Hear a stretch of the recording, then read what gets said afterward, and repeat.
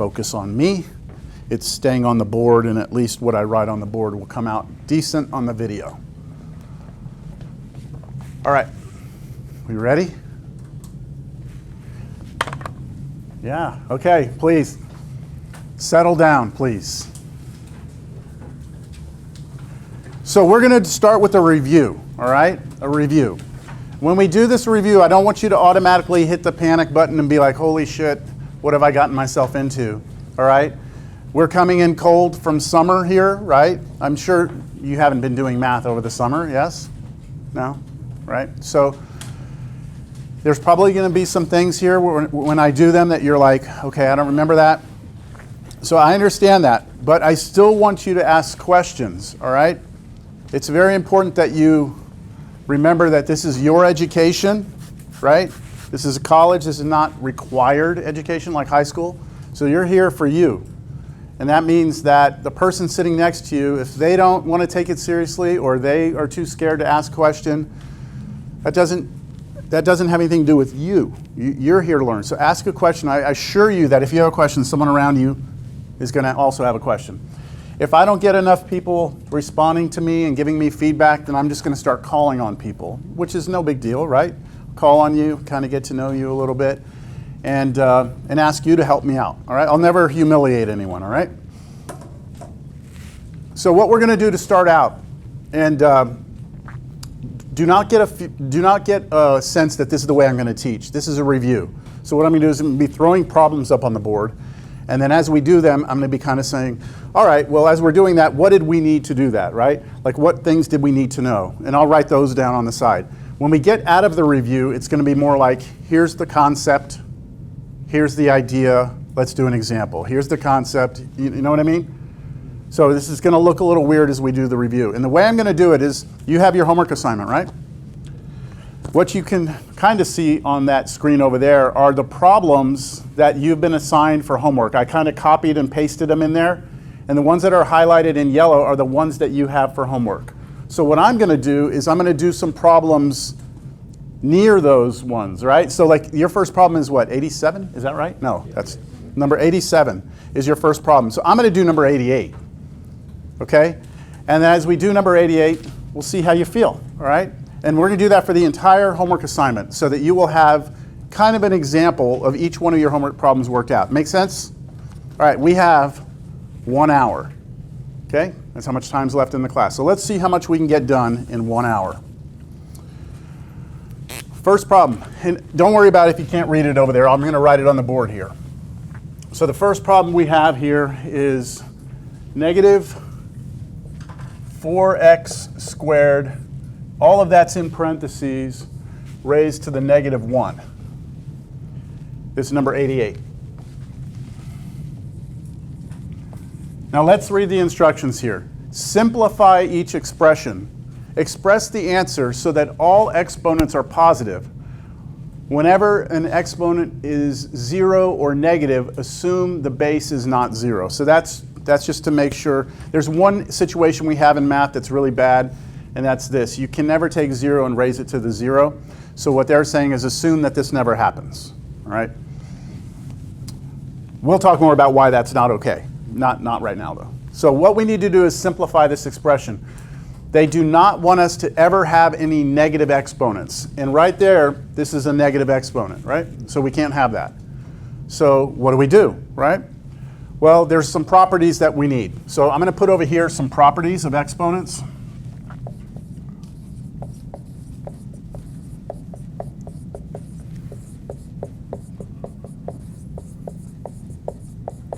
These are things that we should be somewhat familiar with. Let's start out with the very first thing. We should all know what this means. X to the n. All that means is x times x times x times x, and we have n of these, right? It just means you're multiplying x n times, x times x, right? That's the most fundamental idea of what an exponent is. All right, let's talk about another property. If you have x to the negative n, what this really means is 1 over x to the positive n. I'm going to put this back in the hallway. I'll be back.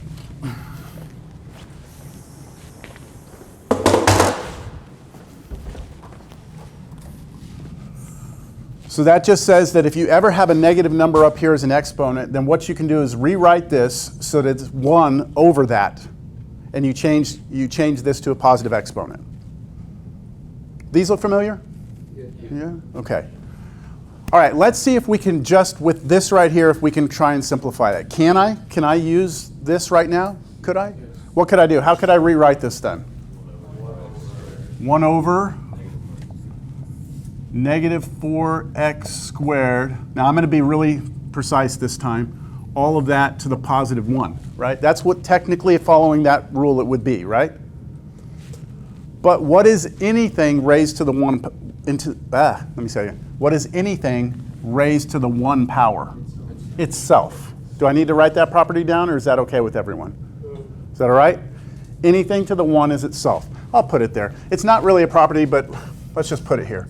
X to the 1 is x, right? X to the 1 is x.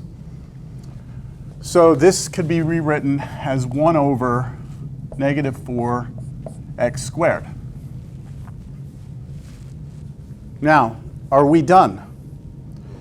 Have we simplified the expression so that all exponents are positive?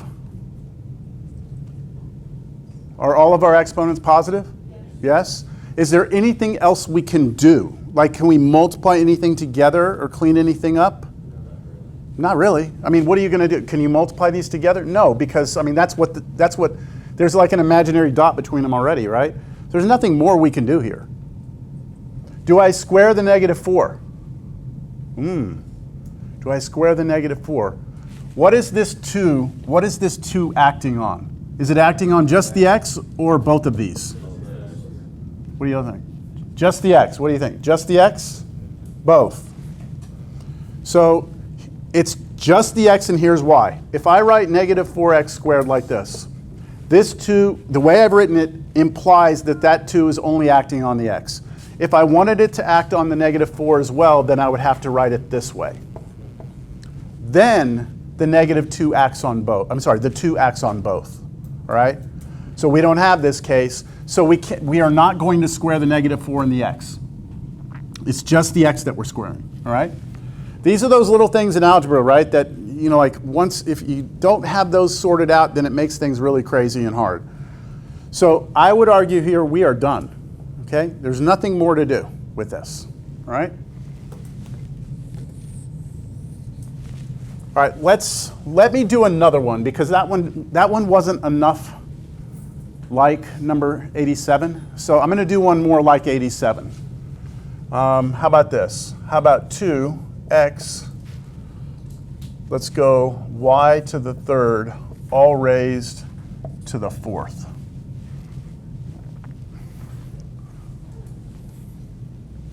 I want us to simplify that. Now for that, we're going to need a property that's not written over here. Okay? I don't have a negative exponent, right? I don't. So I'm not going to like drop anything down like I did over there. But this 4 is acting on everything here, isn't it? Because of the parentheses. So there's another property here. I'm going to put it, I'll try and squeeze it in right here. There's another property, I'll call it property 4, that says if you have 2 things being multiplied together and you raise it to a power, that you can then apply that power to each one of them. That's only valid if there's multiplication between these two. So the n goes onto the x and onto the y as powers. That also would work if there were 3 things multiplied together. So you could extend this idea like if you had x, y, z. I'm not even going to put dots between them this time. You raise that to the n, that'd be x to the n times y to the n times z to the n. So that's this property extended to 3 things being multiplied. That all right? So yes? Yes? Okay, so with that in mind, how can I rewrite this? Who wants to volunteer? Let's take a, go ahead. 2 to the 4th power. 2, okay, should I put the 2 in parentheses? Yeah. Would it be wrong to put it in parentheses? No? Okay, so let's put 2 raised to the 4th power, okay? Then x raised to the 4th power. I don't have to put the x in parentheses, do I? No. I can, though? Yes. What? So let me not put it there for this one, and then we'll talk about why. And then what now? Then you multiply the 4 and the 3, so they become y to the 12th power. Okay, so you're one step ahead of me because we don't have that property. I'm going to put that down. I'm going to put down y to the 3rd to the 4th, right? Let me do this. Let's go ahead and put this x in parentheses, just because this is the first day. And okay, that is this property right here. All I'm doing is I have things being multiplied to a power, so I'm just applying the power to each one, right? I'm applying the power to each one of the factors. And now I'm actually going to do this. So for this, 2 to the 4th power means 2 times 2 times 2 times 2, which is 16. And then x to the 4th power is just x times x times x times x. That's x to the 4th power, nothing to do there. And then y, this one right here, how do we deal with that, right? So we need another property, a 5th one. What happens if you take something to a power and then you raise it to a power again? And what was your name, sir? Carlos already knows. What do? You multiply the powers together. So that becomes x to the n times m. So I'm giving you these properties in just kind of a random order here, all right? So if we have something raised to a power and then all of that to another power, we multiply those powers. So I'm going to take these two and multiply them, and that gives me y to the 12th power. And I'm done. That is simplified. So look, everybody here is like at a different level, okay? Everyone, some of you are sitting there and you're like, really? This is what we're going to start with? All right? And this is too easy for you. That's fine, okay? That's fine. And then there's others that are a little bit scared right now. So we'll figure out what the, yeah, I'm not going to get too deep into it. Never mind. Let's just keep going. Let's do 90.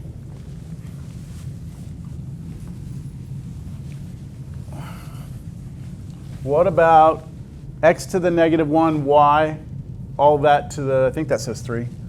X to the negative 1, y, and then all that to the 3rd power.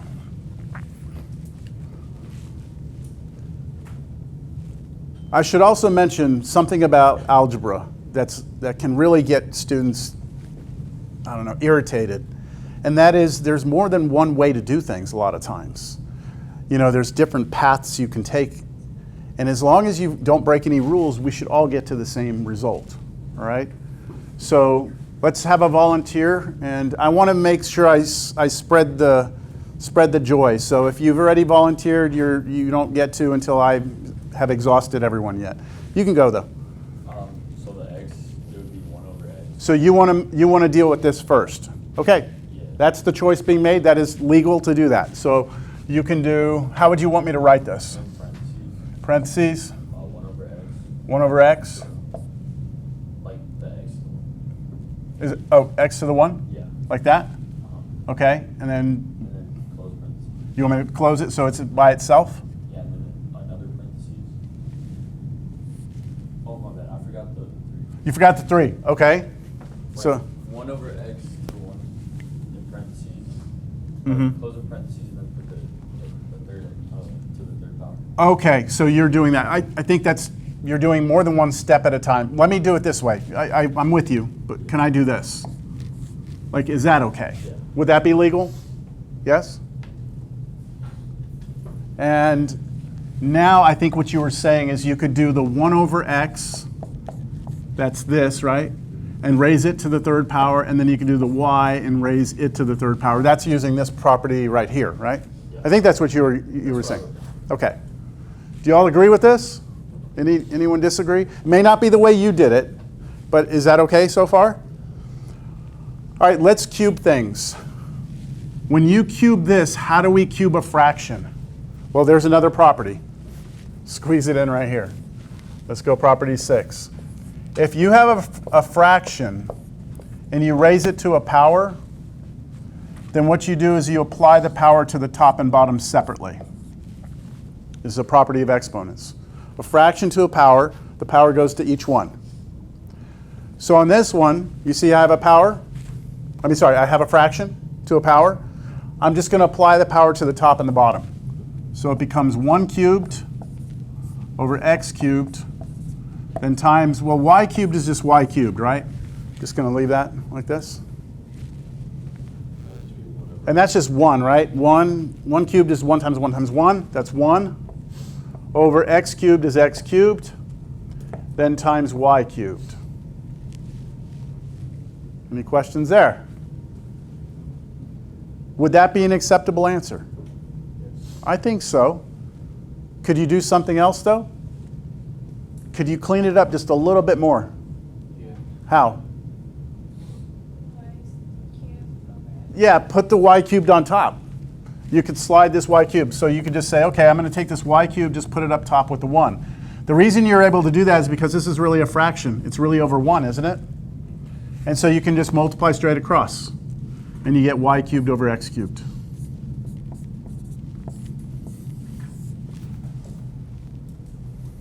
That's one way you could do it, right?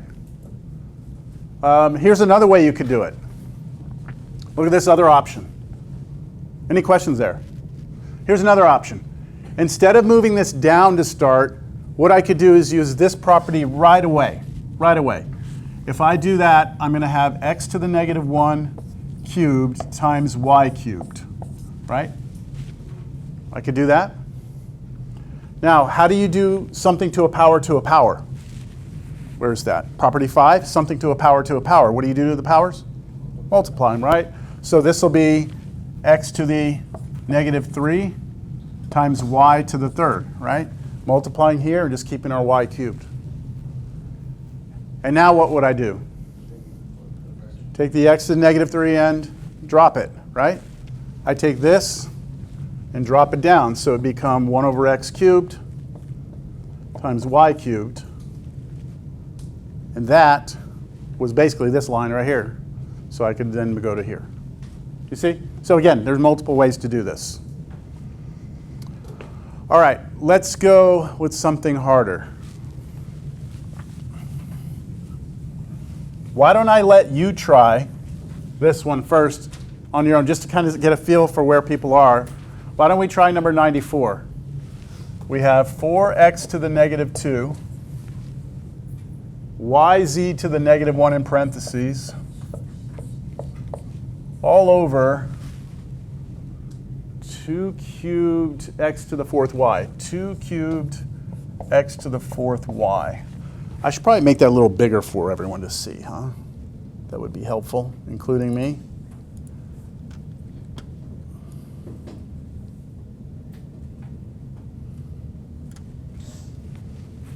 All right, take a minute or two.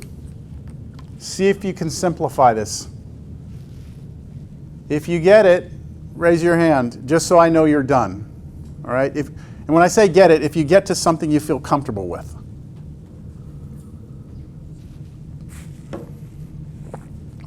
I will warn you that there's some properties in this that I haven't put on the board. So this is more just to kind of get a feel for where everyone is.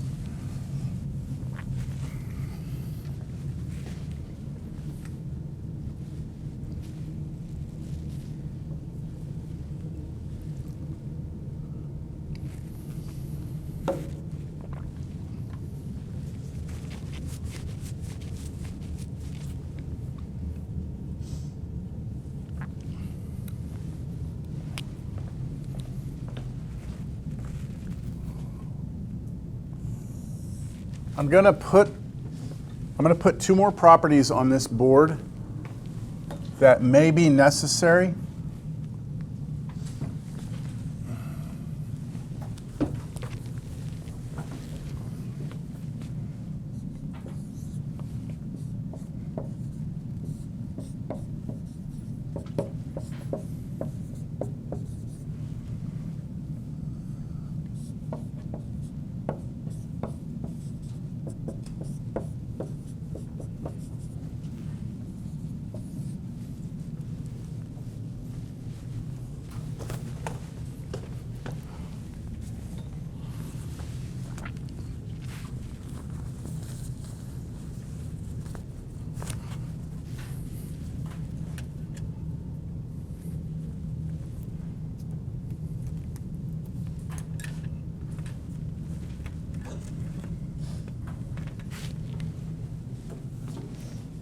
Anybody there yet?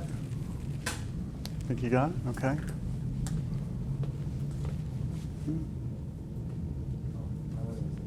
You what? I know, but are you stuck? A little bit? Okay.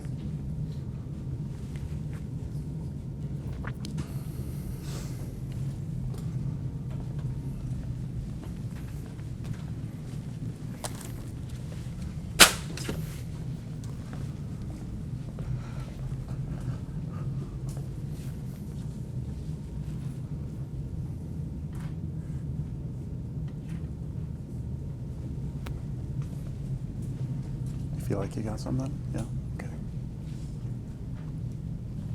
I'm gonna go another minute. And I'm not expecting that you have it. One more minute and we'll start working through this. Yes, yes. Uh-huh. I'm looking here, and is this where it's assigned, or is this when it's due? Oh, this is for this class. Okay, yeah, good question. I'll answer that after we're done here.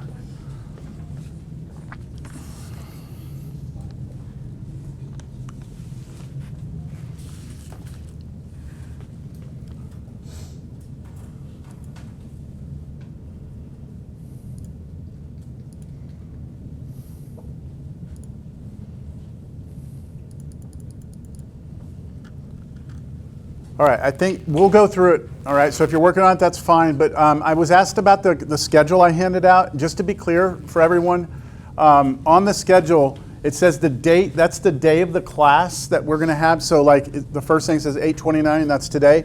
Today we're covering R2, right? R2. The question was, when is it due? Well, the homework for today should be completed by the next time we meet. So those aren't due dates on the left. That's when we meet. And so that homework, R2 should be attempted and completed by the next time we meet for class, which is the 31st. All right. Who's going to be brave and volunteer even though you're struggling with it, with this one? Which one was this one? 94? 94, okay. Anyone who struggled want to tell me what's causing issues? Yes. I think the part where was causing the issues, I was trying to remember, was dropping the variables with the negative exponents to the bottom while there was already. Well, there's already stuff down here. Like, how do you do that? Yeah.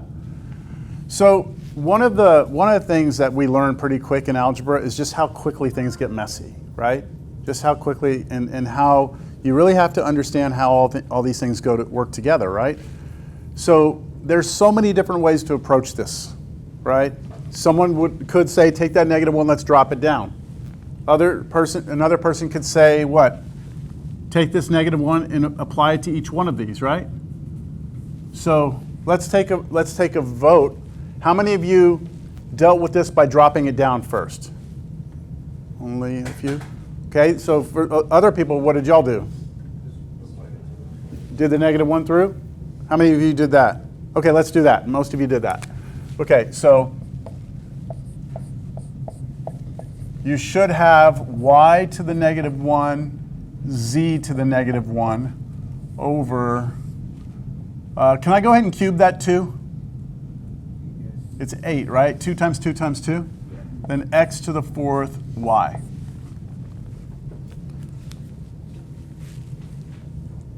We all good up to that step?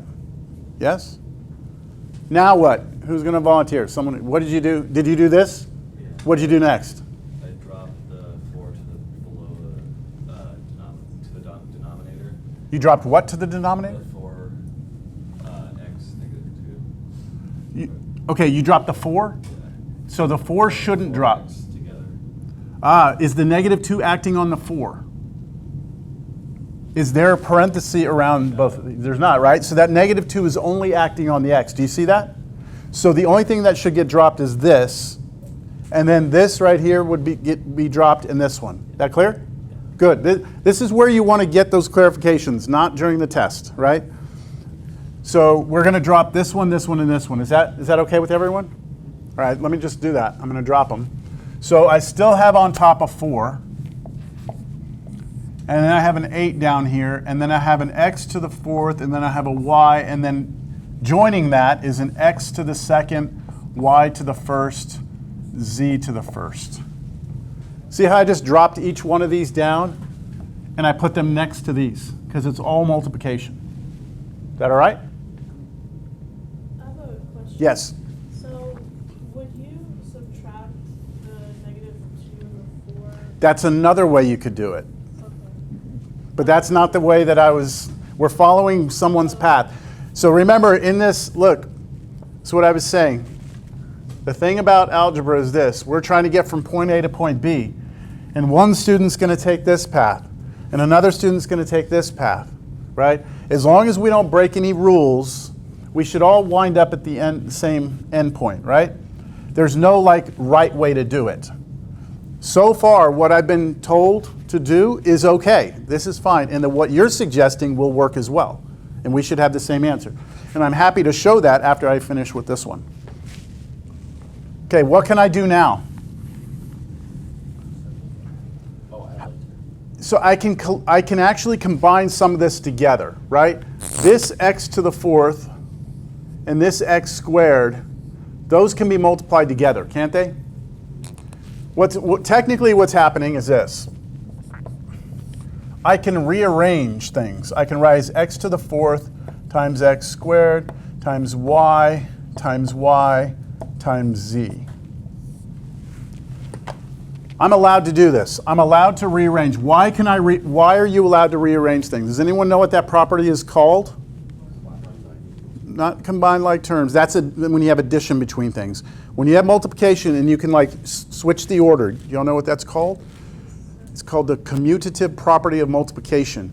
That you can move things. Now we don't need to get bogged down on language, okay? But it's called the commutative property of multiplication. A times B times C is the same as B times C times A, or C times B times A, or A times C times B. Whenever you're multiplying things, you can switch things up, right? So I'm sliding things around, and now I can put these two together using the property I put on the board here, property 8. When you have the same base, right, both of those have x's, and they have different powers, and we are multiplying the two together, we add the powers together. So what's x to the 4th times x squared? X to the 6th. I can also put these two together. What's y times y? Y squared. And then the last one is a z. And I'm done. Pardon? Oh, well, I'm done with this part. There's one more thing I can do. Well, is that what you were going to say? Just be 1/2, right? Yeah, you can reduce the fraction. That's the one last step you would want to do, is the fact that 4 goes into both 4 and 8. So 4 goes into 4 once, 4 goes into 8 twice, and you reduce the fraction, which leaves you with a 1 on top, and then 2, x to the 6th, y to the 2nd, and then z. That okay? Couple little side notes. I'm going to get to the way that you were going to do it in a second. Real quick side note. You'll notice in my writing, first of all, I write in capital everything. That's just my style of writing. But anytime I write a z, I strike my z's. I never did that when I was at your stage in my math life. Okay, I wrote my 2's like this, and I wrote my z's like that, and that became a problem for me, right? Because I couldn't tell my z's from my 2's. So I decided to start striking my z's. So that might be something, especially, a lot of y'all are all STEM majors, so you're going to do more math. It might be something you do, especially if you're going to engineering or something. Also, another thing I started doing was that my pluses and my t's looked the same. So what I started doing for my t's is I would curl my t. The bottom of my t, I'd curl it so it doesn't look like a plus sign. Just, something else. What else? U's and V's, right? A U and a V sometimes can look the same if you're writing real fast. So what I did is on my U's, I just put a little tail on my U, just so I can tell it from a V, and on my V, I'm very pronounced with the V. Just little side things. Okay, someone else asked, could we have done something different? Other than, like here we dropped these down, right? Could we have done something else and arrived at the same answer? Yes, let's try it. So I think the property you saw was property 7, right? You can do these two together using property 7. Property 7 says if you have something to a power over something to a different power, right? These are the same bases, that you subtract the powers. So let's see, what would this become? If I did this right here, what would that become? X to the, I take the negative 2, and I subtract what? 4, right? X to the negative 2, take away 4. Right? What's negative 2 take away 4? Negative 6. So this right here turns into all of that turns in, I'll write it down here. All of that turns into an x to the negative 6 right there.